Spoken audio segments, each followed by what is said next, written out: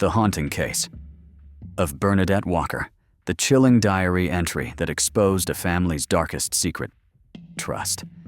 It's the one thing we expect from those closest to us, especially from our own family. But what happens when that trust is shattered in the most devastating way? 17-year-old Bernadette Walker was a quiet, artistic girl with big dreams and a heart full of hope. But behind closed doors, she was carrying a terrifying secret. When she finally built up the courage to tell her mother what her stepfather had been doing to her for years, she was met not with protection, but with threats. The very next day, Bernadette vanished without a trace. No one has seen her since. No body, no answers. And the most horrifying part? Her disappearance was no accident. This isn't just a story of a missing girl. It's a haunting tale of betrayal, cover-up, and silence inside a home that was supposed to keep her safe. This is the case of Bernadette Walker. Bernadette Walker, or Bay, as she was lovingly called, was born in December 2002 in Peterborough, England. Quiet and creative, Bay had a special love for photography, often carrying her camera wherever she went. After finishing high school, she enrolled at Peterborough College to study the art she was so passionate about. She had big dreams. One day, she hoped to move to the United States and build a life far from the chaos of home. Bea grew up in a large, blended family. Her mother, Sarah Walker, had several children from different relationships. When Bea was just a toddler, Sarah moved in next door to a man named Scott Walker. He would later become Sarah's long-term partner and the only father figure Bea ever really knew. Sarah eventually gave all her children Scott's last name, even though they never legally married. Together, Sarah and Scott raised 10 children under one roof. From the outside, the Walker home might have seemed loud but normal. Inside, though, it was something much darker, chaotic, unstable, and deeply unsafe. And the man Bea called Dad wasn't who he pretended to be.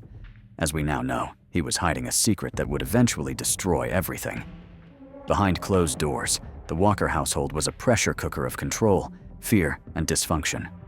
Scott Walker, the man Bernadette trusted as her father, had an obsession with dominance. According to family members, he was both verbally and physically abusive, not just to Sarah, but to the children as well. His manipulative grip extended through every corner of the house. And then came the cameras. Bea's older brother, Anthony, revealed something chilling. Scott had installed surveillance cameras inside their home, including, disturbingly, in the bathroom. His excuse? He claimed Bea was hiding candy wrappers in toilet paper rolls. But no rational parent would violate a child's privacy like that, especially not in such a vulnerable space. Over the years, Scott's behavior only worsened. He bounced from one odd job to another, but online, he played the part of a successful family man. Social media was his mask. He boasted, exaggerated, and carefully curated a persona far from reality. In truth, he was a controlling narcissist whose behavior terrified the people around him. By July 2020, things in the Walker home had hit a breaking point. Sarah had started seeing another man. She and Scott were no longer romantically involved, yet Scott stayed in the house and imposed strict, bizarre rules on Sarah's new relationship, as if he still owned her. It was around this time that Bea confided in someone she thought she could trust. She finally spoke out about the abuse she had suffered, but instead of safety, she found betrayal. On July 17, 2020, Scott Walker drove Bea to his parents' home. What happened during that visit remains unclear, but witnesses say Bea was visibly upset. The next morning, Scott returned to pick her up. He claimed that during the drive home, Bea suddenly opened the car door and ran away. That was his story, but no one ever saw her again. What's even more disturbing? Bea's own mother, Sarah, didn't report her missing until 3 days later. Not hours. Days. When asked why she waited, her explanations were vague and evasive. She claimed Bea had sent her a message saying she was staying with her ex-boyfriend Luke. But when police asked whether she'd contacted Luke or tried to see her daughter, she admitted she hadn't even tried. The entire situation was soaked in red flags. Investigators noticed inconsistencies in Scott and Sarah's stories, and their phone records painted a damning picture. Both had visited a storage garage in the days following Bea's disappearance. It didn't take long for police to suspect this was no runaway. This was a cover-up. What they discovered next, from texts to diaries to digital footprints, would unravel the truth behind Bea's final hours. Investigators dug deeper. What they uncovered was devastating. Hidden in a storage unit tied to Scott's family, detectives found Bernadette's backpack. Inside was a journal, one she had been writing in for years. And in that journal was a chilling confession. Bea had written that she had told her mother about Scott's abuse. Instead of protecting her, Sarah called her a liar and threatened to kill her if she ever told the police. That journal entry became a crucial piece of evidence, one that painted the full picture of what Bea had been living through. She wasn't just abandoned, she was silenced. Meanwhile, police were tracking messages sent from Bea's phone after her disappearance, messages that claimed she was staying with friends and that she had made up the abuse. But here's the kicker. Bea didn't write those messages. Investigators confirmed that it was Sarah who had taken Bea's phone and impersonated her, trying to fool family, friends, and law enforcement. All to protect Scott. The deception was deliberate and cold-blooded. Cell tower data showed Scott's phone was offline for 91 minutes on the day he picked Bea up, an unaccounted window that likely sealed her fate. When it powered back on, his first call was to Sarah. It was more than just murder.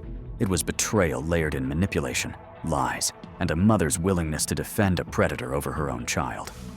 With Bea's body never recovered, prosecutors faced a daunting task, proving a murder without physical remains. But the overwhelming digital and testimonial evidence spoke volumes.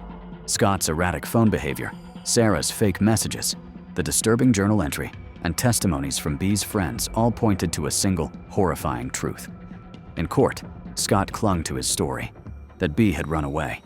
He even tried to explain away the hidden cameras in the bathroom as an attempt to catch her hiding candy.